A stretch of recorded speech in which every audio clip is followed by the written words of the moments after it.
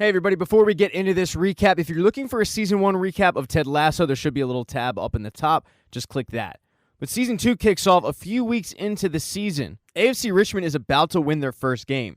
They have a penalty kick, and none other than Danny Rojas is about to take it. But as he strikes the ball, their mascot, Earl Greyhound, gets loose. He jumps in front of the net and gets struck by the ball and killed. And man, it is a big buzzkill. Dead dogs aren't really good for business, and the video's kind of going viral, which is putting Rebecca in a little bit of a tizzy. Ted, though, is handling it great. The media is actually asking about the games and when do you hit the panic button because they've had so many ties. But leave it to Trent Krim from The Independent to ask Ted if he has any comments on Danny killing the dog. Ted tells him that he hasn't spoken to Danny, but he hopes that Danny isn't taking it too hard, which he is. He's an inconsolable mess. But Ted then tells a touching story about his connection with dogs, how he was scared of dogs for a while until he got to take care of one from a neighbor who wasn't doing well. After the press conference, Ted goes and sees just how bad of a state Danny is in. When he tells Danny, "Don't forget, man, football is life," Danny just looks at him and says, "It used to be." He then tells the team to just be a goldfish, forget your mistakes, reconvene in the morning.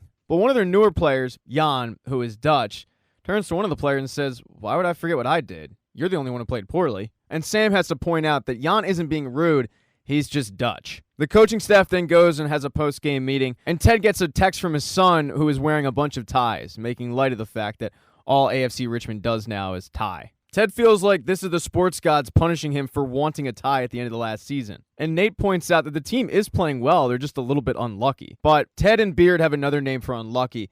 It's the New York Jets. The new Nate then interrupts the meeting and says, "Hey, can I leave early? It's my mom's 50th birthday." Which isn't a problem for Ted, but it is a problem for Nate. He kind of gives Will a hard time about this, and then turns to Ted after Ted tells him, "Yeah, well, it's fine, you can leave," and says, "You can't be too easy on them." The next morning, Ted goes to meet with Rebecca, Higgins, and Keeley, and he tells them that Danny will bounce back. But because of what Danny did, Rebecca now feels guilty, so she's become a benefactor of a dog shelter.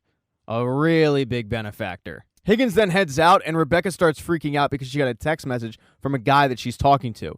And her and Keeley start geeking out over the fact that this guy texted her back. Ted tries to get filled in, but they just shush him. They give Ted the bare minimum details, and then Rebecca asks Keeley if her and Roy would be up for a double date next week, which Keeley says, "Yeah, absolutely." Ted then asks Keeley, "Did Roy come to the game?" And Keeley says, "No, he didn't." And Ted lets her know that Roy always has a ticket if he wants one, but Roy's actually busy coaching the youth of England. And in pure Roy Kent fashion, he's using the Queen's English. Very inappropriate, telling them how they played like a bunch of little pricks. Gets to the point where one of the mothers actually has to tell him, "You can't talk like that even when they are being little pricks." Later, after one of his practices, Keeley informs him that he's going to have to go on a double date with Rebecca and her new guy next week, and that doesn't really sit well with Roy, but he agrees to do it anyway. Keeley then asks Roy, "Once the season's over, you're going to have more time to see friends, right?" And Roy says, "I see friends all the time. I have my yoga moms." And Keeley asks him, "Well, don't you ever want anything more than just sitting in a yoga pose and getting buzzed on rosé, talking about reality TV?" And the answer is no. Roy loves the fact that these women know nothing about him. She then tells him that Sky Sports reached out about an analyst deal, but Roy doesn't want to do that. And one of the issues is Keeley thinks it's a good idea. And Roy tells her, "The last time I did one of your good ideas, I made a fool of myself. It was my retirement press conference, and I looked like an idiot." She once again tells him, "I think you'd be an amazing football analyst." But for the time being, Roy Kent is perfectly happy just chilling in his yoga moms group and coaching kids under the age of 10. The next day when Ted brings Rebecca her biscuits, she's a little disappointed to see Ted because she really wanted to see Keeley. She wanted to talk more to Keeley about what she's going through with this relationship. And Ted says, "Well, look, I understand. I want to be Keeley every day too, but let me take a crack at it." And Rebecca's a little surprised, but she's willing to give it a chance. So Rebecca fills Ted in on the guy that she's talking to, a guy named John. And Rebecca starts describing the guy, and he sounds great. And Ted says, "I'm confused. Is there a problem?" And Rebecca kind of looks at the ceiling and says, "Yeah, I guess not." He then heads off to practice and sees if Danny Rojas is bounced back, and unfortunately, Danny is not. He's dealing with nightmares where he wakes up in a cold sweat screaming about killing a dog. And it transitions to the pitch where he starts sailing every single kick over the goal. He tries to give Danny a pep talk as he walks him over to the corner to see if maybe doing corner kicks will help, but it doesn't. In fact, Danny drills Ted. After practice, Ted gets his coaching staff together, and he can't figure out what's going on with Danny or how to fix it. And Beard says, "I think we already know what the issue is. It's the yips." Although Beard writes it down because you don't say the yips out loud. Of course, Nate, not knowing what the yips are, ends up breaking that rule, and they have to explain to him why you don't say the yips. It's like saying Voldemort. Higgins then brings up the idea of what about therapy? Getting this guy to see a sports psychologist. Maybe that'll work. And at this point, Ted's ready to try anything, so he tells Higgins, yeah, go ahead, do it. That night, though, Ted and Beard go out for food, and he tells Beard that he can't quite figure out why, but the idea of bringing in somebody from the outside, the therapist, to try to help Danny, it doesn't really sit right with Ted. He thinks that it has something to do with the fact that he doesn't really trust therapists after what happened with his marriage, and how they did go to therapy, and it didn't help. Beard reminds him to not judge a book by its cover, and everybody's different. But as Ted and Beard were talking over dinner, that's not the only dinner that was going down that night, because that was the big double date night. And as Rebecca introduces Keely and Roy to her new guy, John, you can tell that Roy wants nothing to do with this guy. Part of the reason why is because he knows who Roy is. But Roy also feels like this guy is a tallywhacker. And when the date ends, Rebecca heads on over to Roy and Keely to see what they think. And Keely's playing it PC, saying he's a really nice guy. And finally, Roy just cuts the BS and says, he's fine. That's it. And that's all right, because most people are fine. But it's not about him. It's about you and why you think that he deserves you. Because, Rebecca, you deserve someone that makes you feel like you've been struck by lightning. Don't you dare settle for fine. And that's pretty eye-opening for Rebecca. The next day, when she meets with John, she realizes that Roy might have been right. There's not really a spark going on. This guy really doesn't do it for her.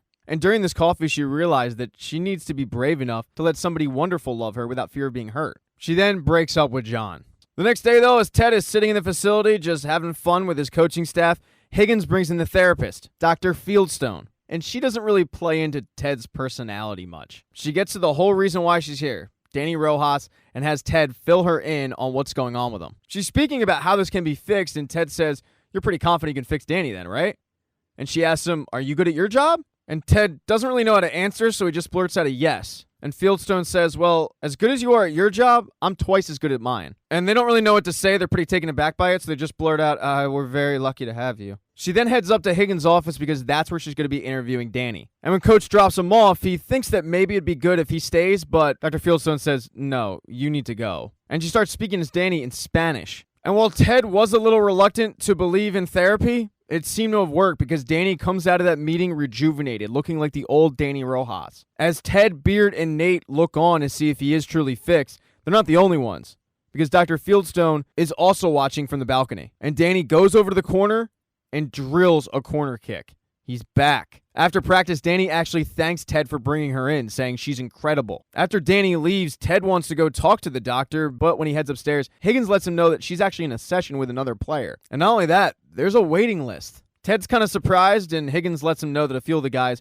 wanted to sit down with her until she left. One person who probably needs therapy, though, is Roy Kent, just anger therapy. And as Keely is leaving the office that day, she calls up Roy to apologize for trying to force him into an analyst job that he didn't want.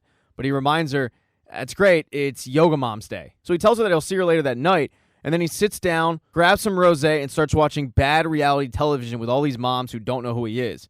And on the reality television show that's set up kind of like The Bachelor is his nemesis, Jamie Tart.